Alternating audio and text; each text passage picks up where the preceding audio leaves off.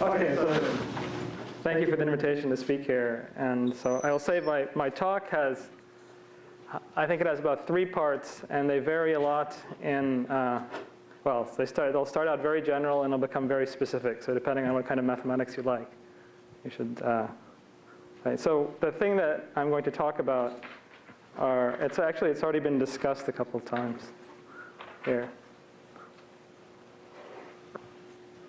So we could talk about more general things, but I think that it's easiest to consider X as a Calabi-Yau threefold. So here, just non-singular projective in first term class 0. If you want simply connected, you can assume that if you'd like. So we'll consider algebraic maps, so a map from a genus G curve to X. And if I look at, so that's supposed to be a C there, that's the name of the curve. And if I look at a map from a curve to X, there's 2 discrete invariants in the problem. One is the genus, and the other is the class in the second homology that this curve represents. So those are the 2 discrete invariants in the problem, and they're somehow undeniably there.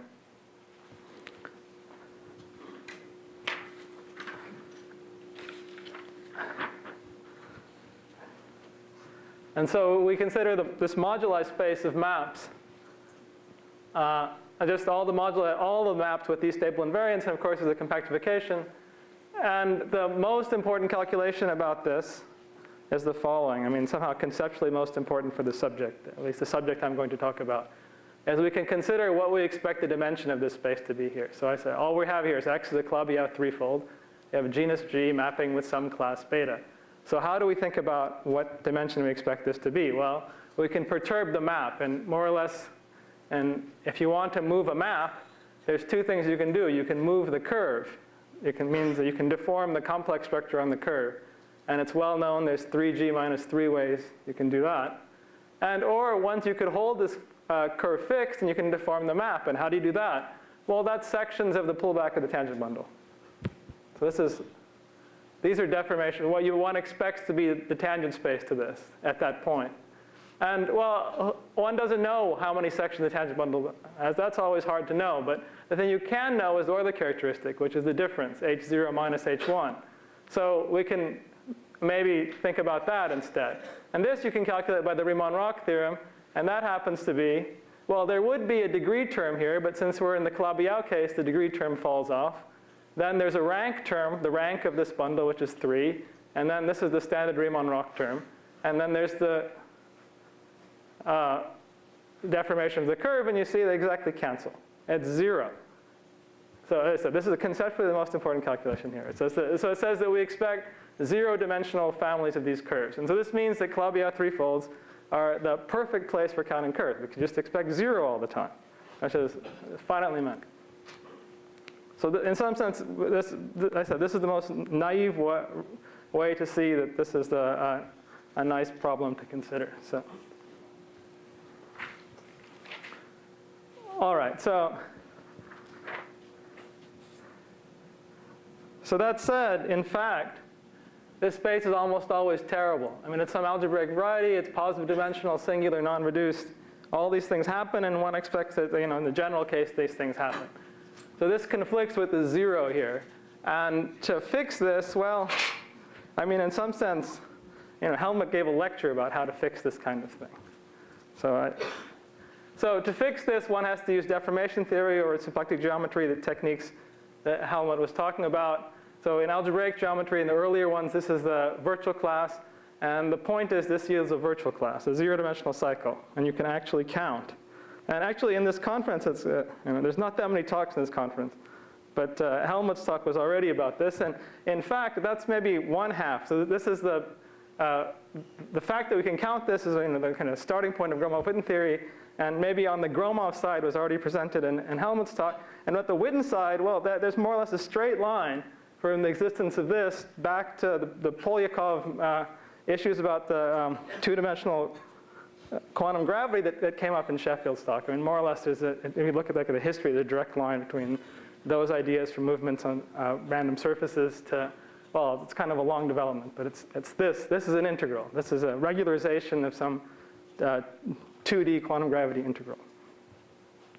Okay, so I don't feel I have to say so much about this since we've heard about both sides. But nevertheless, I'll draw my own picture. So where does the virtual class come from? So here's my picture.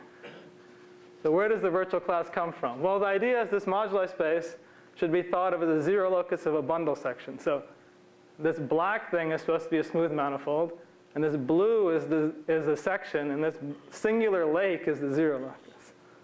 So that's the moduli space. And of course, that's bad. But if we want to count, we're supposed to perturb. And of course, this is some kind of layered lie, but anyway. And you perturb it, and you get finitely many points. So this is how you can think about the virtual class. You perturb this lake, it goes away, it becomes finitely many points. And then once you accept whichever theory of this, and so in algebraic geometry, the baggage of this is deformation theory. But once you accept this, then you can define this Gromov-Witten invariant, which just simply for genus G and class beta, well, it just counts these points. It counts those points. And of course, there's an orbifold here, so when I count points, they're fractional valued, and that's why they're Q valued. Okay, so that's but as I said, since we just heard a talk about these kind of things. All right, so let's take the lake off picture here.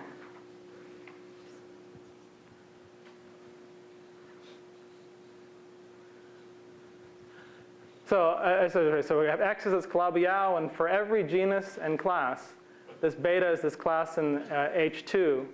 For every one, we get a number, which you should just think of as counting the number of genus G curves of this class in that threefold. So I want to think about some properties of these invariants. And the first step to that is that we almost never think about the invariants one at a time. We'll think about these generating series as partition function. So here, X is the Calabi-Yau threefold. I pick a class. Sometimes you can consider this a degree if you'd like, a class in H lower 2. And I'm going to construct a generating function of these Gromov-Witten invariants. And I fix this class. That's why the beta is there. And I just sum over all the genera. And then I put a genus parameter. So it's a function of U. And there's a technical comment here, which maybe I should have omitted, which is that often people think of, it's nice to think about curves as connected. And usually when this invariant is defined, the domain curve is connected. But it happens here that we like to consider disconnected curves. So I was just careful about that. Maybe I shouldn't have been. So we consider disconnected curves. Okay.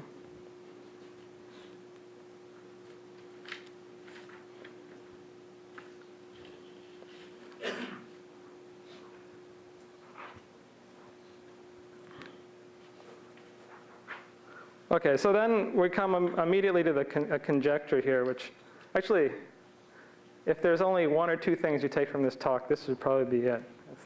That's already in the first 5 minutes we come to it.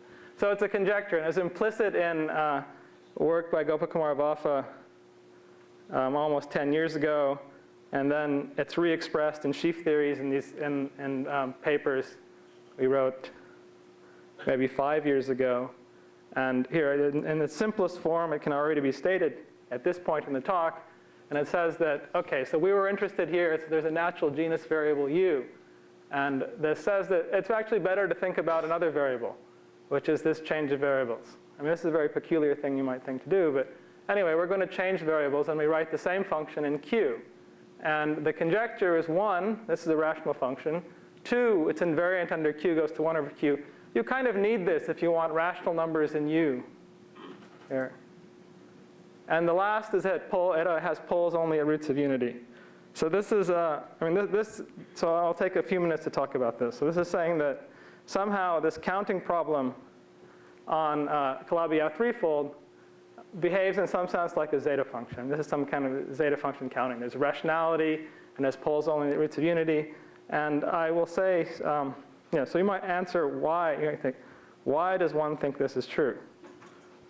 So you could say, well, maybe is this for examples? Because we have a lot of examples of this. There's a lot of examples, but none of the examples, they're all kind of open examples. So if you ask really, are there a lot of examples that exhibit the full complexity? The answer is no, there's almost none. And when you say, why do we think this is true? Well, there's various stories you can tell about curves and Calabi-Yau threefolds. Like if you pretend that if you perturb your Calabi-Yau threefold and the curves occur actually in isolated families and in multiple covers, there's some stories you can tell about that. That all these stories are not exactly true. But this part does seem to be true in some kind of very simple models which have been completely solved. It's always true. In more complicated models, to the extent we solve them, we always see it's true. So those are some reasons why we think this thing is true. There's another reason, which is what I'm going to explain here, which may not be a convincing reason, but the other reason is a more peculiar reason, which says that while this I've discussed is a theory of mapping holomorphic curves to a threefold, we think this is equivalent to some sheaf theories. Now, the sheaf theories, I'll explain this in a second. For the sheaf theories, these are much more natural claims. But if you ask me just honestly, does anyone have any idea how to prove this about holomorphic curves? The answer is more or less no. Although there are some hopes that there could be proofs of this where even after you finish the proof, you don't know why it's true. There are some hopes about that. Does anyone really have an idea how to prove this? The answer is no. But nevertheless, I think it's true. So I will say again that if there's only one or two things to take from this talk, this is probably the thing to think about. Just counting curves on Calabi-Yau threefold has this property that looks like counting points in algebraic geometry or any kind of zeta function has this kind of property. Okay.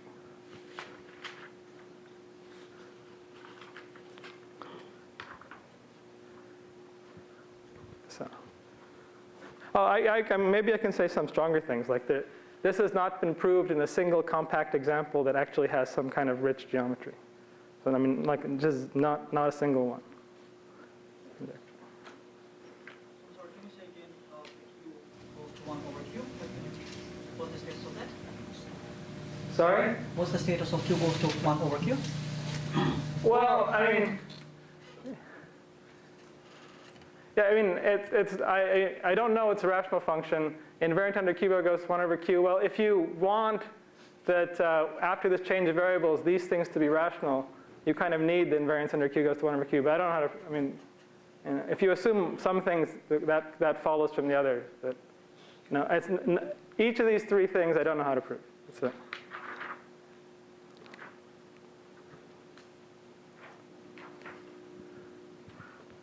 Okay, so I already discussed this slide, but I'll say it slowly. So an explanation for why one should believe this was proposed in this paper, I think it was about 2003. And this was a connection between this holomorphic curves and sheaves, some kind of sheaf theory, gauge theory. And these ideas were specifically connected to the Hilbert scheme of curves. Maybe conceptually, before I explain this, it's a little bit, the connection, and it's always somehow a little bit of a mystery, but the connection between maps of actual holomorphic curves to a target space and some integration over a moduli space of sheaves or some gauge theory, it's a little bit of a miracle every time it occurs, but it has occurred before. In fact, it occurred earlier today when it was discussed, the theory for four manifolds, this Taub's famous theorem that Gromov equals Seiberg-Witten, which I said already came up in the morning talk today, can be viewed as some kind of analog of this kind of stuff in one dimension lower. And there, the proof is there's some kind of hard analysis that goes in the proof. And, but one sees this kind of thing right here. So I'm not going to tell you about the Hilbert schemes because there's been somehow a more efficient approach to the things, and I think it's easier to just explain that. So there's about this kind of the connection to the sheaf theory. So a better approach, more efficient. I don't know. Does this thing not work now?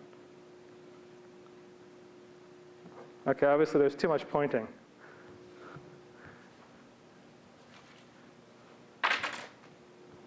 Oh, maybe that's about it.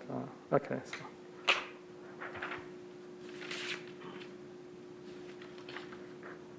So a nice way to present this sheaf theory problem is the following. I tried to draw a picture of it there, and I'll explain it. So the data of the problem. So this is now, one should just think about go back to the beginning of this talk, and we start with a Calabi-Yau threefold X, and I want to give you a data, I mean some kind of data that I could consider as sheaves or gauge theory data, and the data is you take a curve inside X, and a line bundle on that curve, and a section of that line bundle. So I tried to draw that in this picture. I don't know if you can see that. So here's the X is the threefold, C is supposed to be the curve, these black lines are supposed to be the line bundle on it, and S is the section on that.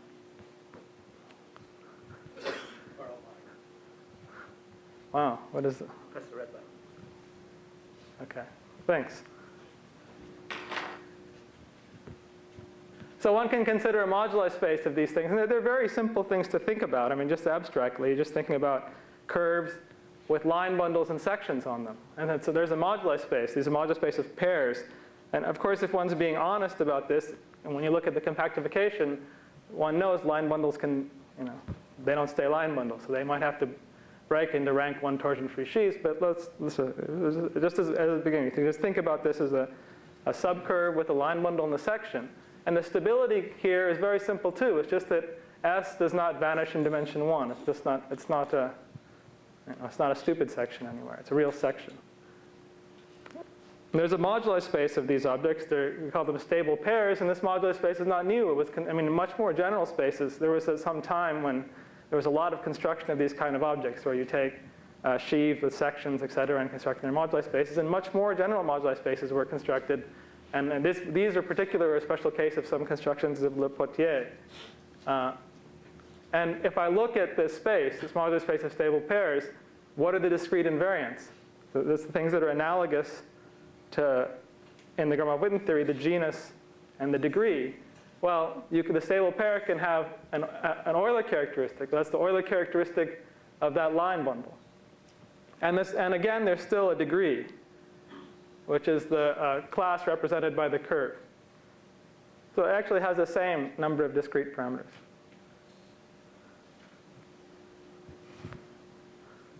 As I said, I view this as somehow really some kind of, some analog, some gauge theoretic object, but there has not been an analytic development of this.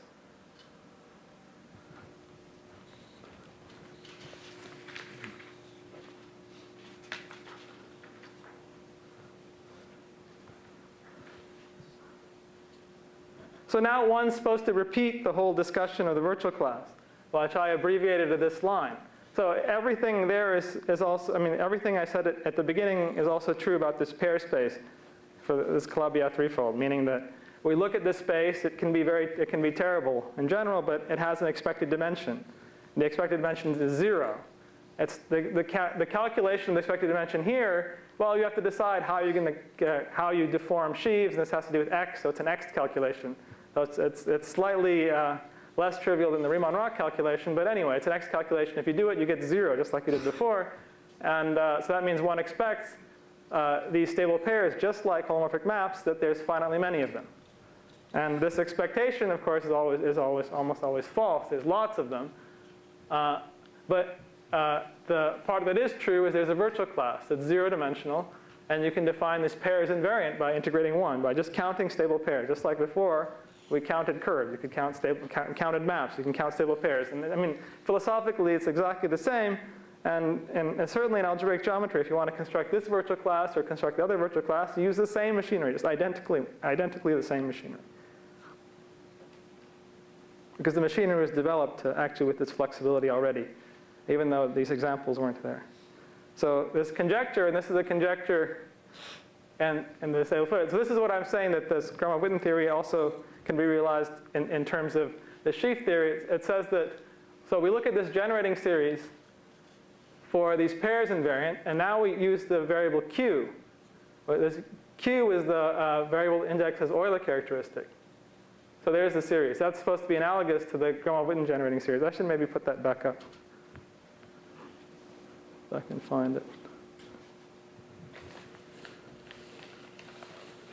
Where did it go?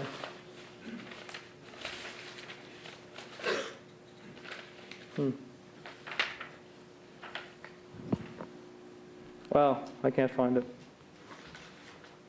Well, This is just a generating series of these pairs invariants, just like the Gromov-Witten series was a generating series of the Gromov-Witten invariants. And the conjecture is they're just the same. They're just literally the same. And of course, well, to say they're the same, you have to say, since they're naturally in different variables, what the relation of the variables are, and that's the relation of the variables, q equals e to the minus iu. So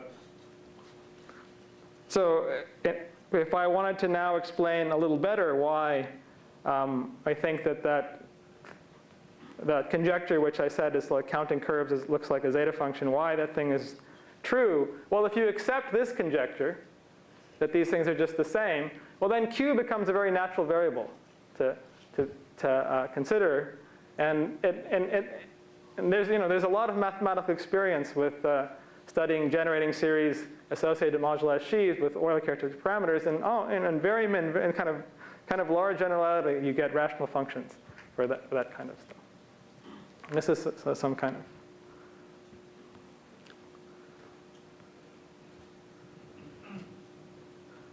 Okay. Can you give an intuitive explanation of the change of variables now?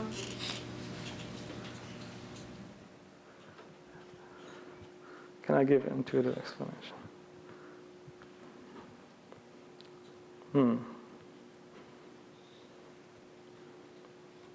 Well, I can give some explanations, but they're not going to be satisfactory. I think that you're trying to, the question that Deuce is asking is that suppose I just came to this idea that they're equivalent, can I just deduce from this statement what the change of variables would be? I mean, maybe I can, is that a question and the answer for that, the answer to that question, so meaning that if I just wrote down this and said I think they're the same, what could the change of variables be? Well, if I had to answer that question, I would say, well, if they're the same here, they have to be the same universally. If you believe this change of variables is universal, it doesn't matter what the target is because it's not there, then we can go see what would be in some very simple example. But you have to do some calculation somewhere. And the calculation that was done historically first about where this kind of thing, where it becomes clear that if you want to change a variable, it has to be this one, is the calculation of the geometry of the -1, -1 P1 in the Calabi-Yau threefold. It's a kind of a simple geometry. You take a P1, find a P1, it's a -1, -1. And now that geometry you have to exactly solve. You have to solve to all genus in the Gromov-Witten theory, and you have to solve to all genus in whatever theory you have here. And if you actually write that solution down, then it becomes clear. Yeah? I'm slightly confused about how you end up with something that's natural dimension 0. If I fix a curve and I look at line bundles of very high degree on it, yes. The curve will have plenty of sections. So in what sense is that not transversed, not expected? Yeah, well, because I didn't tell you what the deformation theory is here. Actually, I could say that. Maybe I'll say a word about that. This will answer your question, Denis. Right? If I erase this. So if I say that something is virtual dimension 0, I have to tell you what I mean by the deformation theory, because things can have different deformation theories, and some can be positive dimensional and some could be 0. So, and actually, this is a point that was in the title of this talk, at least the one that's on the announcement. So, if you take it, I tried to say that the object here is given by just a curve, a line bundle, and a section. So I hope people can read this now. But I can think of that alternatively as giving a map from O of the threefold to this sheaf L on the curve. Okay? That's what the data is. But this is looking at it in a rather different way. This is looking at this thing as a complex. So I can consider this as an object in the derived category of coherent sheaves on X. Okay? And now I want to consider what kind of deformations. So if I want to be technically correct about this, I want to consider this an object in the derived category has a first Chern class. I want to look at deformations that keep the first Chern class trivial. And then what is the deformation theory? If I call this I, then the deformations in the derived category are given by x1 I, or 0 for traceless. And obstructions are x2 I, traceless. And now what happens here and here? Well, it's theorems that they're actually just, the HOM is just C. And if it's traceless, it's 0, actually. So it's 0. And so the obstruction theory is these two. And the reason it's dimension 0 is that these groups have the same dimension by the X-Thayer duality. So this is the deformation theory I use. But your point is valid. I could use other deformation theories, and they would have different dimensions, or they might not even have a good virtual dimension. So I was suppressing this point, but since it was in the original title. So this is the connection with the derived category. I mean, this guy is really an object in the derived category. Is that all right?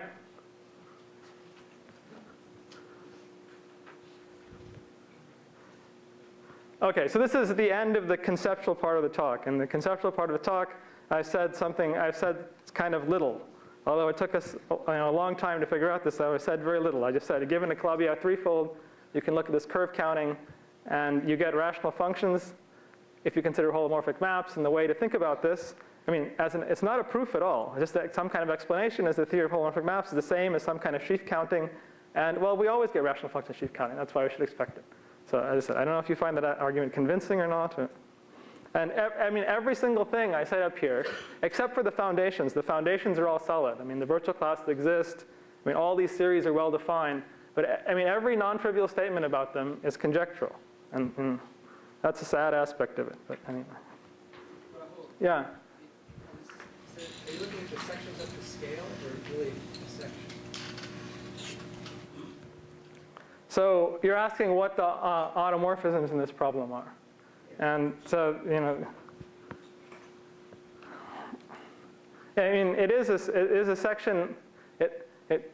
Two sections are equivalent if they differ by a map of O. So it is sections up to scale, I know what you're saying. But,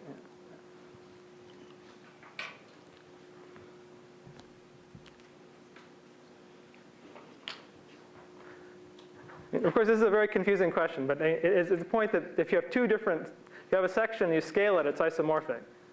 But if you look for automorphisms of the data, there's none, because you have to keep the section fixed. So you killed that section kills the normal C-star automorphism in a sheaf problem. Okay, so as I said, this finishes the most general discussion of this talk, and I said there's not. So I want to now say some more specific things, which is actually understanding how these ideas relate to some concrete examples. And there's a lot of interesting geometry that happens there. And the case I want to discuss today is a compact case of the K3 surface. So I want to explain a little bit how these ideas relate to the K3 surface. So the K3 surface is a non-singular projective, simply connected, first Chern class 0. This is like a Calabi-Yau of one dimension lower. And example, I mean, the simplest example, the one encounters first, is a chord at K3 in P3. And so the question here is, can we apply this three-dimensional Calabi-Yau framework? I mean, what does it say about counting curve problems on K3 surfaces? So it says something. It says some kind of interesting thing. So I said this is the beginning of the second part of the talk.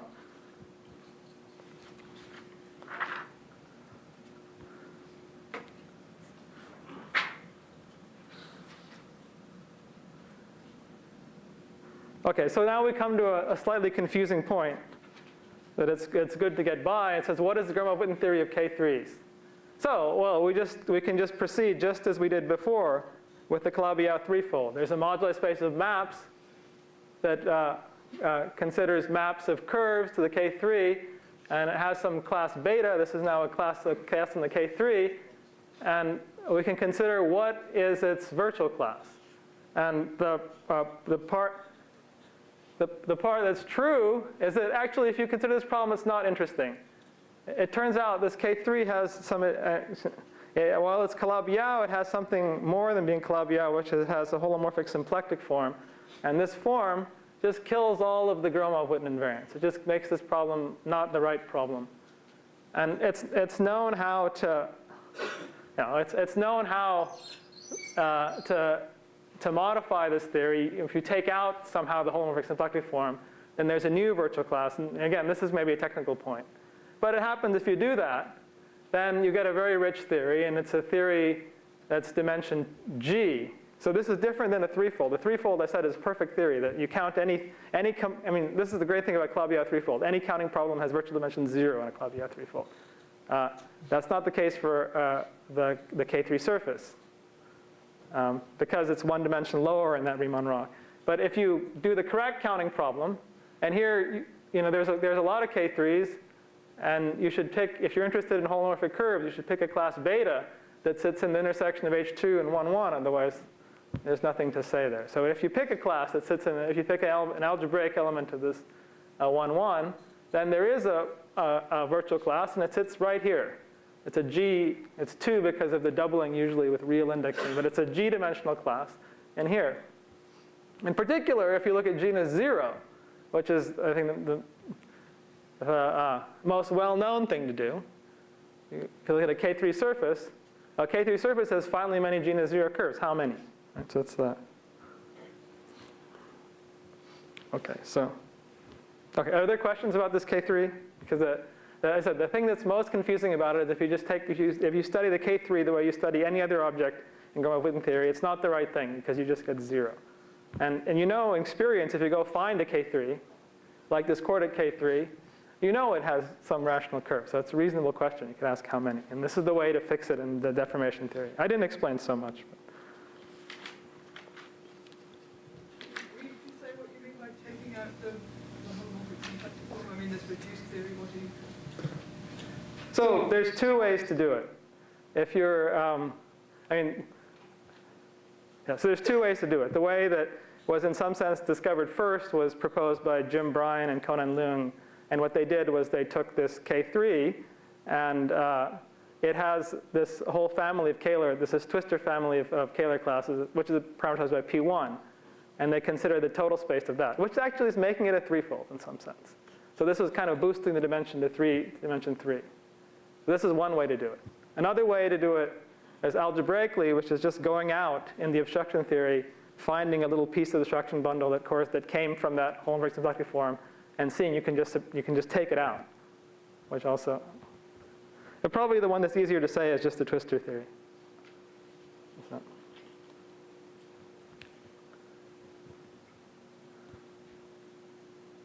Okay.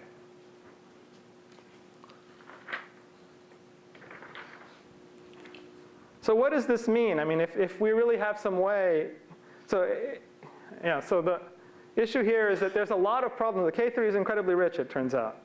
Because of this big genus, there's a lot of things you could integrate. And so here we're just going to consider, in some sense, the first thing, or in a way, the simplest thing to integrate. And that is so it's a genus G class. So you could ask yourself, what's the simplest way to write down a class of dimension G on the modular space of curves of genus G. And the simplest class, from the point of view of this theory, and the one that's most natural, is we want to integrate the Chern class of the Hodge bundle. So I say one word about that, but in genus 0, there's nothing there. But in higher genus, there's a very nice bundle on the modular space of curves, where if you're over a particular curve, or maybe that should be over the point of a curve, there's a space of holomorphic differentials, which is a G-dimensional vector space. And so there's a rank G bundle, which is called the Hodge bundle, and that's Mumford's notation, in fact, for its top Chern class. So this is what I'm going to consider. It's completely reasonable to ask, well, what happens if we integrate other things? And we can talk about that too, but that's a different lecture or different. Okay, so those are the integrals I'm going to talk about on the Gromov-Witten side. So it's just genus G. And as I said, if you are unfamiliar or in any way don't like this Chern class of the Hodge bundle, I'll just forget about it. And so the question here is what happens on the stable? So I said that we're going to consider this K3 from the point of view of the first half of this talk, which was to consider maps of holomorphic curves, and then the other side is looking at some kind of sheaf problem or this derived category problem. So you can ask what happens on the stable pairs side. And it turns out a very nice thing happens on the stable pairs side.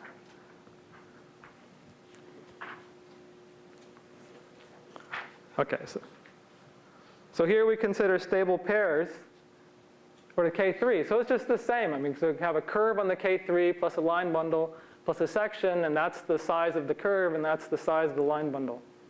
Right? So that's a moduli space. Now it turns out that if we make this hypothesis, which I snuck in green here, and I'll take it out in a moment, but let us assume this beta, this class is primitive. What does that mean, primitive? It's not a multiple of anybody. I mean, if you have a class, and if you have a curved class in the K3 surface, it's a lattice, and an element can be primitive in that lattice. It's the simplest elements. They're not multiples of anybody. So let's just take one. This is used in this exactly here. If I take it primitive, it turns out this moduli space on the stable pairs, it turns out to be non-singular projective variety. I mean, these kind of things happen for K3 surfaces. It's a non-singular projective variety, and if I want to know what this invariant is, well, you have to go see what the obstruction bundle and all that stuff is, and you can tell, actually you can tell from this discussion that the one that Denis asked me to do, that the obstruction bundle is the dual of the tangent bundle. So this means if it's non-singular, that the invariant is just an Euler characteristic up to sign. I mean, that's just what it means, this obstruction theory. And then it turns out, so then we're going to try to calculate it. It's actually just the actual Euler characteristic of an actual space. I mean, actual non-singular manifold. And it turns out it depends only on the square. This actually has to be, because of how you can look at K3s in different ways. And so you could ask, can I calculate these? Well, actually, Kawai and Yoshioka already calculated this. I think this is about 2002. They calculated these sheaves, and you get, well, that's the solution. I'll try it. So what does this mean here? So if you want to know the answer for a particular beta, then that meant that it's a particular h. So that's the v to the h coefficient. So you expand this out and capture the v to the h. And then you have some power series in Q. This is my bad luck today with pointers here. Okay, power series in Q. And you say, well, is this a rational function in Q? Well, yeah, I mean, it is. There's square roots here, but there's a square there. So it's really a rational function in Q. And so this is a case where really the sheaf theory, you can just calculate just completely exactly. It's completely solved there. And this is a modular form. We'll get more of these modular forms. All right.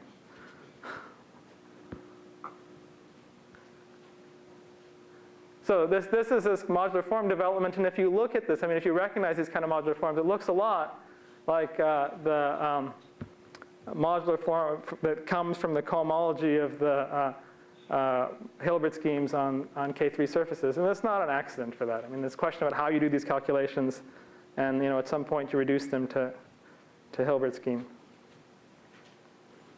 Okay.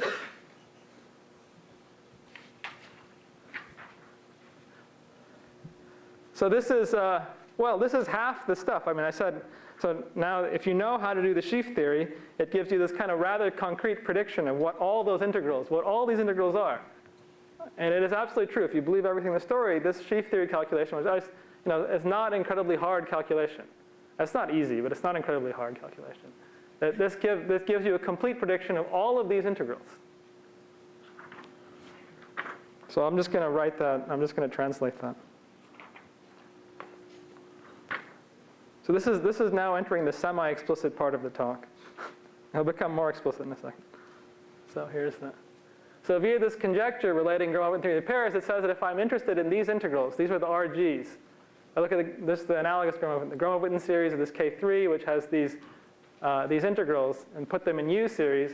It says that if I just take that and change U, I change by the change of variables I always have here, it just equals this modular development. Okay, so this is not my conjecture, in fact. This is our conjecture. This conjecture was found earlier, in fact, before this calculation, and motivating some of the sheaf calculations by a paper of Katz, Clem, and Vafa. And then you could ask, okay, so now I'm saying this is some place we can understand anything. Is this actually proven? And the answer is, well, in very few cases. It's proven for genus less than or equal to 3. Well, the last cases were by Aaron Fixton, a student. All right. So even in this case, where I said the second part of the talk, the actual integrals on the Hohenfeld curve side, they're just really hard. They're really hard to do. And there has to be some new ideas how to do that. But this at least shows some usefulness of this kind of understanding, because you can transport knowledge from one side to the other, and in some cases one side is much easier than the other. In fact, this is the only case where I know the sheaf theory is much easier than the Gopakumar-Vafa theory. But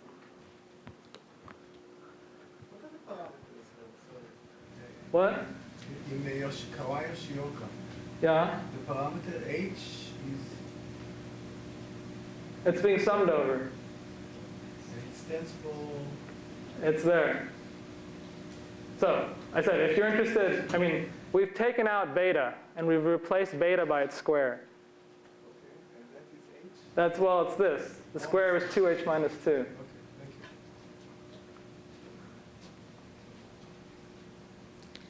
you. Okay, so yeah, as I said, I think this is a really interesting problem of how to geometrically be able to do these integrals. And it is a problem where we know the answer. And the work even here to do for genus 2 or 3 requires a lot of detailed knowledge about how these classes behave in the modular space of curves, and the knowledge there runs out. Although he's just an undergraduate, so maybe he'll prove it later.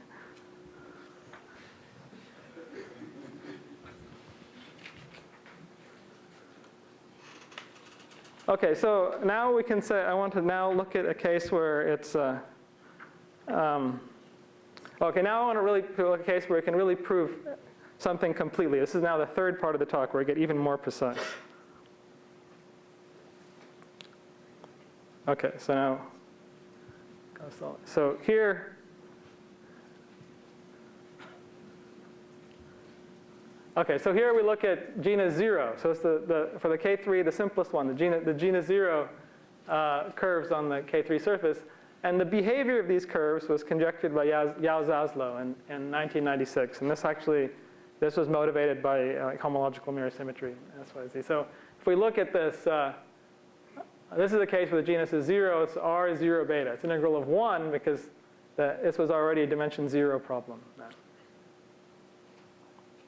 And it is the case, as I said, if you go pick your favorite K3 surface and you look for rational curves, you'll find some. And there'll be some rational curves. So again, this problem is really about how to do these Gromov-Witten integrals, which correspond in some sense counting these rational curves in some way.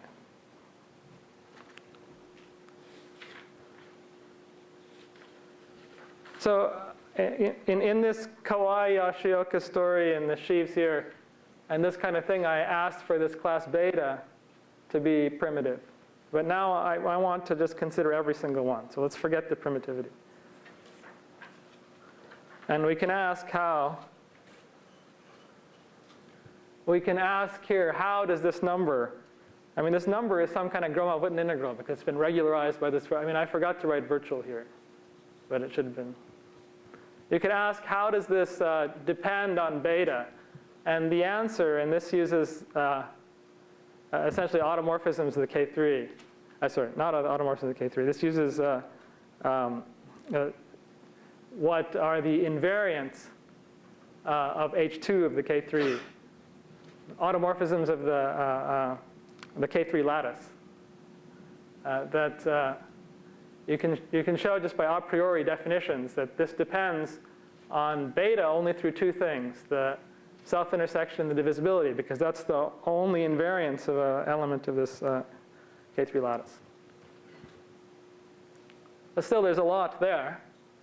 And what it finds is that it really does depend in the sense that, on this divisibility, it really does depend. And it's kind of obvious that it should depend on how divisible it is, because if you have a class that's, say, twice a primitive class, and you look at K3 rational curves, there'll be the ones that are generically 1-to-1 onto their image, and then there'll be ones that are 2-to-1 onto the non-primitive one. So it really does depend. And so then you could ask, it becomes kind of confusing to understand this divisibility. And the first definition, which was understood soon, but I don't think this was even fully understood at the time of this Yau-Zaslow conjecture. So this is somehow a modern view of the Yau-Zaslow conjecture, is that we want to consider not big R integrals, but little r integrals. And the difference between big R and little r is given by this formula.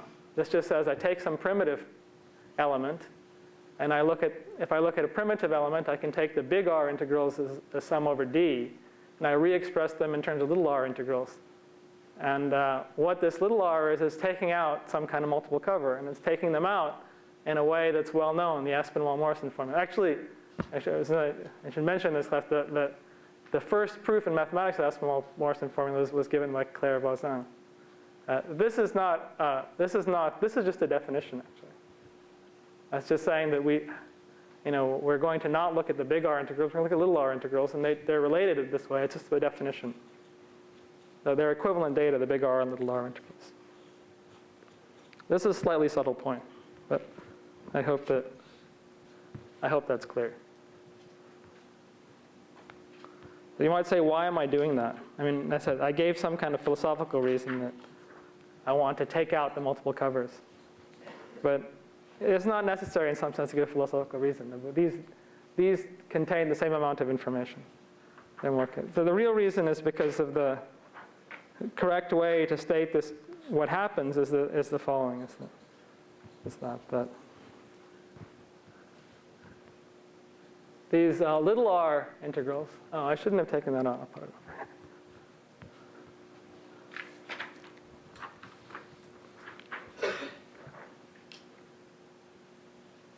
So the real reason why we consider these little r ones, I mean, they also have some name, like the fancy name is like BPS state counts, but let's not use that name.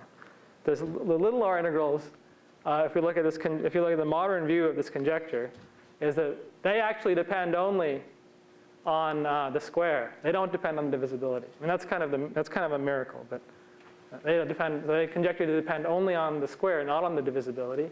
And moreover, if you want to know what they are, well, they're given by this modular form. It's essentially the eta. So that was the conjecture. Well, I said that's the modern view of this conjecture. And if you ask what's been proved, well, when it first came out, there were immediately two flavors of arguments. There was an argument given by Beauville, which is very similar to the geometric motivations of Yau and Zaslow, which used more or less Sheaf approach. And there was another argument given by Jim Bryan and Conan Leung, which is really in Gromov-Witten theory and uses this twistor family. And they were both proven. They both proved it in the case the divisibility is 1 in the primitive case. And well, some years later, with some more work, there was divisibility 2. But it's somehow clear this going by divisibility gets kind of hard. But recently, and recently meaning like last month, we proved it for all the divisibilities. We don't separate by divisibility. So I wanted to end this. I mean, the last topic of the talk, third talk, is I wanted to give you some idea of how does this work? I mean, how does this proof go? So I'm just going to prove this for all. So this is the most concrete place, and here actually there's actually theorems. So I should say the theorem here is, well, Clem and Scheidegger are both string theorists.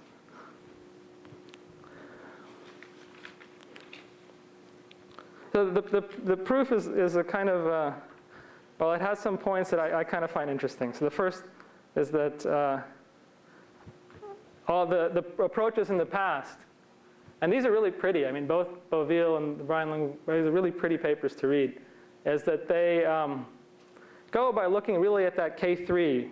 They pick a particular model for the K3, an elliptically fibered one, and they study it very well. The approach that we're going to use is not that. In fact, it's kind of different, and even its conception.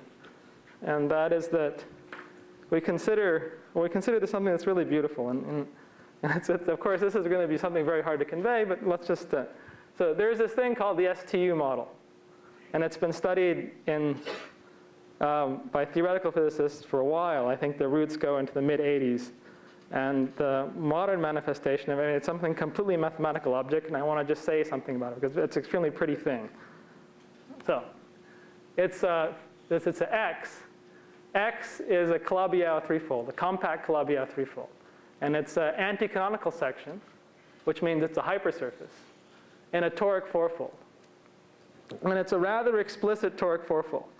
And I don't know how to convey this. I mean, if I had a lecture on it, I could tell you more about it.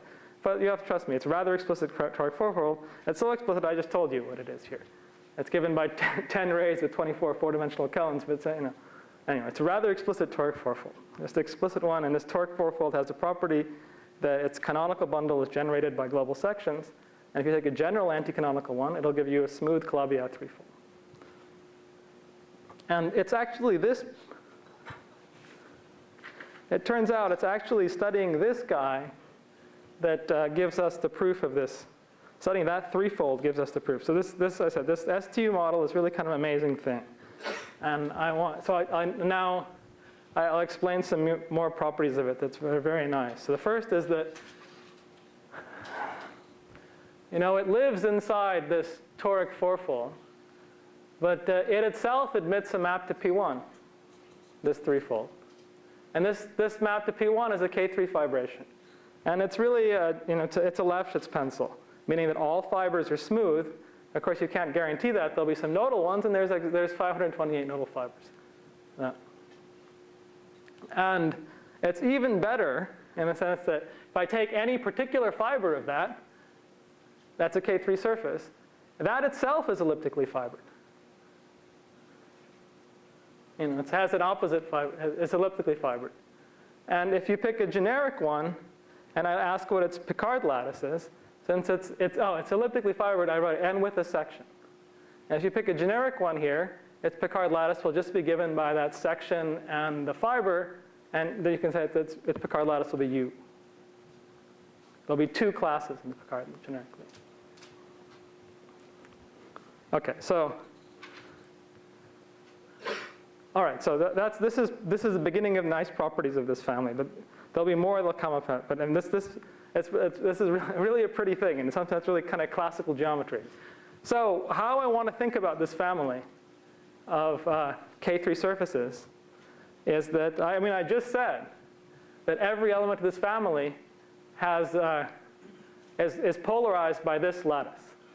So I can consider this STU family as giving a map from P1 into a moduli space of K3 surfaces. And K3 surfaces, I have to tell, when I say moduli space of K3 surfaces, I have to tell you how do I think about the moduli space. Typically moduli space of quasi-polarized where you pick one polarization and it's indexed by the square of that. But here I have a whole lattice. So I can look at the moduli space of K3 surfaces polarized by the whole lattice, where I just pick that lattice in the K3 surface. This is a very nice moduli space. And this STU model gives me an actual curve. That's a P1. That's the base of the model. For every P1, I get one of these K3 fibrations. Every point in P1, I get a K3 surface. It gives me an actual curve in this moduli space of K3 surfaces, and it's a complete curve in the moduli space. Because the only thing bad happens here is the nodal fibers, and one never worries about that in K3 moduli spaces. So it's really a complete curve. This moduli space is not compact. That's why I'm emphasizing this point. The moduli space is not compact, but we have a whole complete compact curve inside it.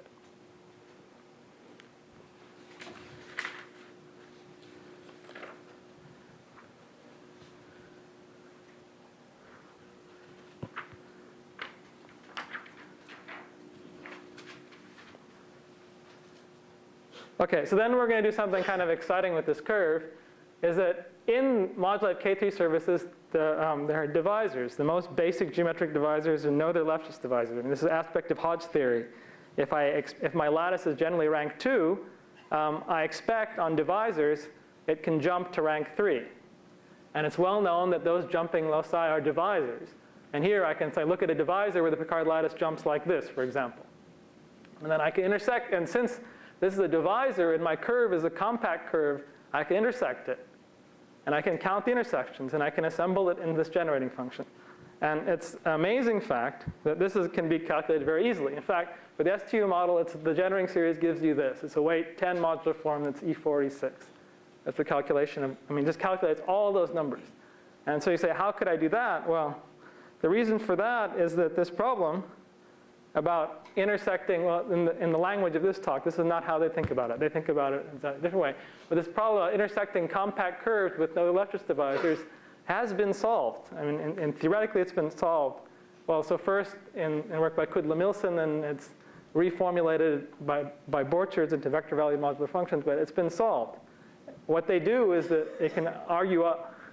And this is kind of impressive work. They can argue that the answer for these things always have to have these kind of functions always have to be modular forms.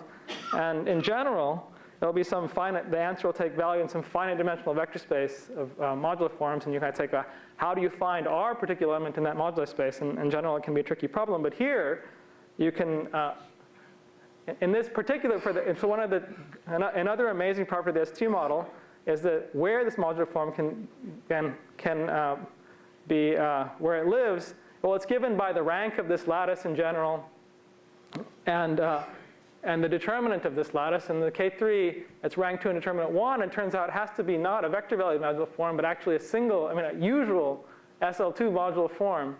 And you can calculate its weight, it's 10, and there's only a one-dimensional space of those. Just a one-dimensional space. So that means that you know from a priori grounds, a priori using this work, which is rather serious work actually, using it, you can know from a priori grounds that it has to be proportional to this. So you just have to calculate one number to get that minus 2. But that's one of the aspects of this. One of the beautiful aspects of the ST model. You can deduce almost from a priori grounds every single one of these intersection numbers. It's a lot of data there. Okay, so.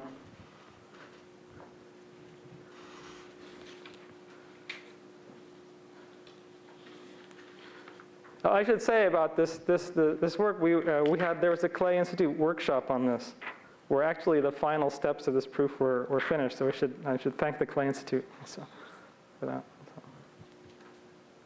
So this is part of the picture. So I'll stop in a moment, but. So last year, Devesh Malik and I wrote a paper about how the Gromov-Witten theory of these kind of K3 fibrations is related to this Noether-Lefschetz theory. By this, I mean the intersection of these divisors. And the basic reason, geometric reason for this is almost obvious. It's saying that if you have, and I'm only considered in classes beta, which are fiber classes of this ST model.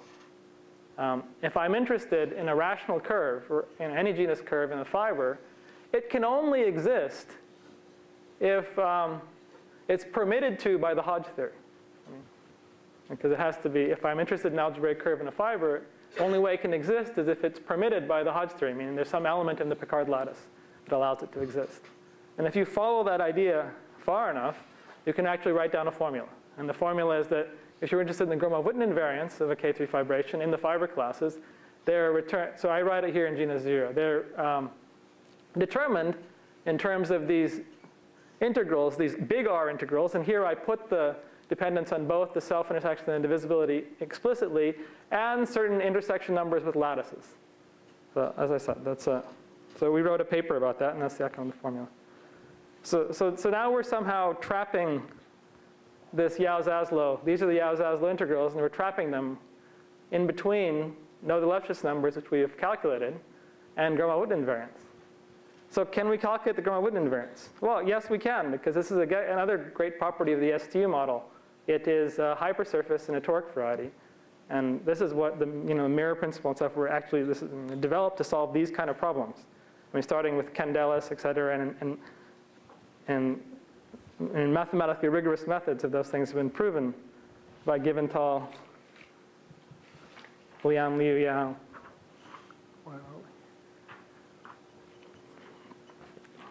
Okay, so what we have here is the following for this STU model.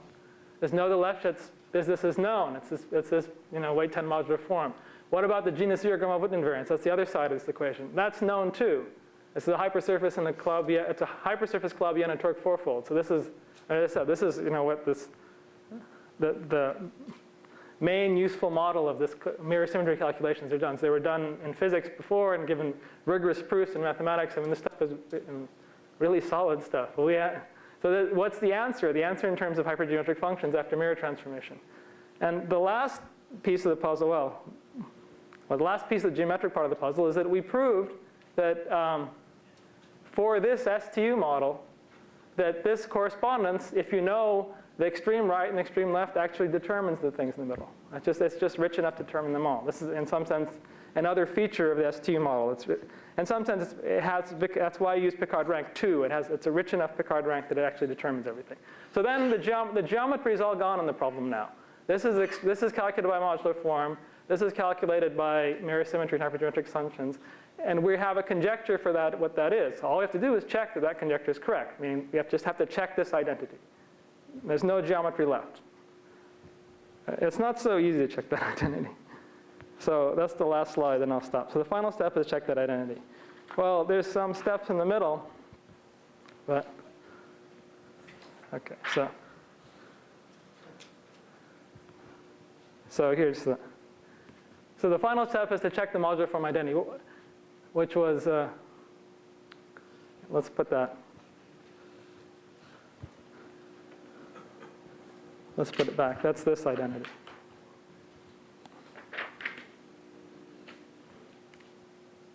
Now I said this is already a modular form. These guys here, they're essentially modular form because it's related to the eta function. But who says that's a modular form? What the genus zero Gromov invariants are, they come from mirror transformation of hypergeometric series. That's not a modular form. But it turns out in this example, it is a modular form, these kind of this ST example. And this is first discovered by Clem, Lurch, and Mayer, and this part can be made completely rigorous because it depends only on the mirror symmetry calculation. That this guy can be expressed in terms of modular forms. So that means all three of the players are expressed in their modular forms. And to prove this Yau-Zaslow formula somehow in full generality in genus zero, you just have to check an identity in modular forms. And that's the identity. So I write Qi in terms of tau I. That's E6, E4, E6. That's the discriminant delta. This defines these constants C. And then here's the identity you need to check. And in fact, this identity was written down. The exact identity we need to check was written down by Harvey Moore before, but it wasn't proven by Harvey Moore. And you can imagine this is a pretty weird identity because you're using the coefficients of this modular form and you're separating them here. So you can imagine. So all the geometry is gone through this model. So you can imagine. So now you think, is this an identity that's provable by a human? And the answer is, well, at least one human can prove it. And it's been proven by Zaghi. So that's the end of the talk.